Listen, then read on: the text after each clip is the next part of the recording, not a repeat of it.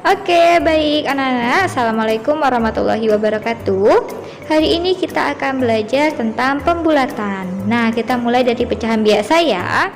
Seperti biasa, pecahan itu ada dua, pecahan biasa dan pecahan campuran. Sekarang kita mulai dari pecahan biasa. Nah, di sini Ustazah punya pecahan biasa, yaitu misalnya 1/3. Cara pertama, anak-anak menggunakan yang namanya garis bilangan. Kita buat dulu garis bilangannya.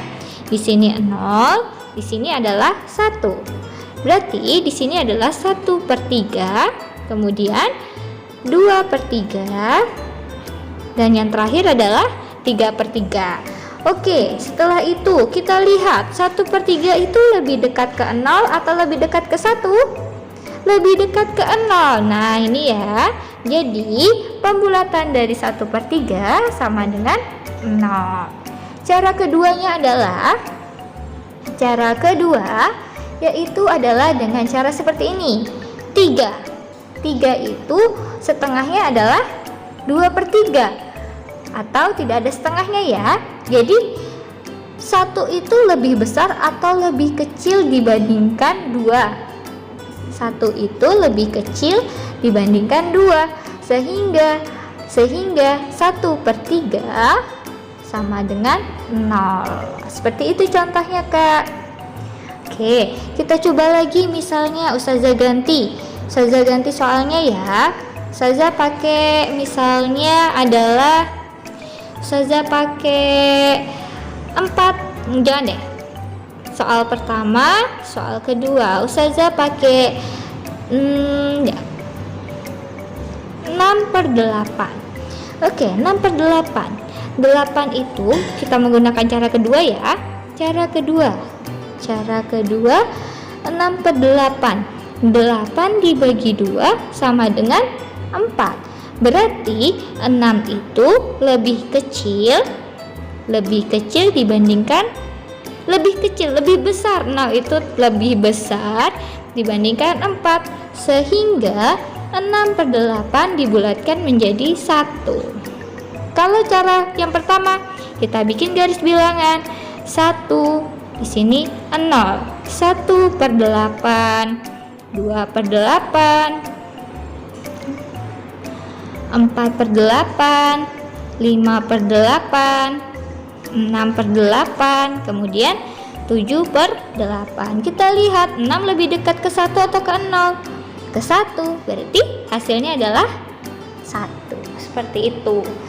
Selanjutnya ada pecahan campuran.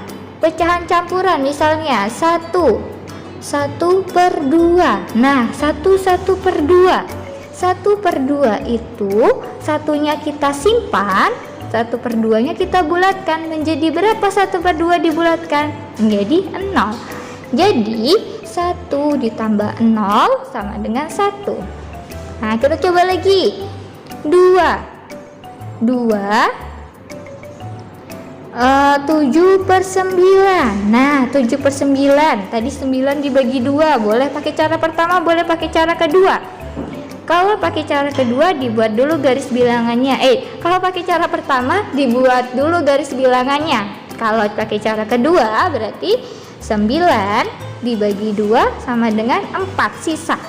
Nah, sekitar 4 ya berarti ya. Berarti 7 itu lebih besar atau lebih kecil? Lebih besar. Berarti tandanya lebih besar dibandingkan 4. Sehingga 2-nya kita tulis ditambah 1 sama dengan 3. Seperti itu ya anak-anak. Oke, baik, selanjutnya anak-anak Ustazah akan menjelaskan tentang desimal dan persen. Pembulatan desimal dan persen ya. Di sini udah Ustazah jelaskan kuncinya. Yang pertama adalah jika lebih besar daripada 5, maka dibulatkan menjadi 1. Kalau dia lebih kecil dibanding 5, berarti dibulatkan menjadi 0. 5 dibulatkan menjadi 1. Nah, di sini kita lihat yang desimal ya. Desimal 3 adalah satuan, 6 adalah per 10, 7 per 100, dan 8 adalah per 1000. Coba kita lihat. Nah, di sini ada soal 3,678. Ustazah mau merubahnya menjadi pembulatan kesatuan terdekat. Kita lihat, kalau satuan itu letaknya di mana? Nah, 3 ini adalah satuan. Berarti yang kita lihat adalah belakangnya, belakang 3. Belakang 3 adalah berapa? 6. Berarti 6 kalau dibulatkan menjadi berapa? Dibulatkan menjadi 1 karena dia lebih besar dibanding 5. Berarti 3 ditambah 1 sama dengan 4.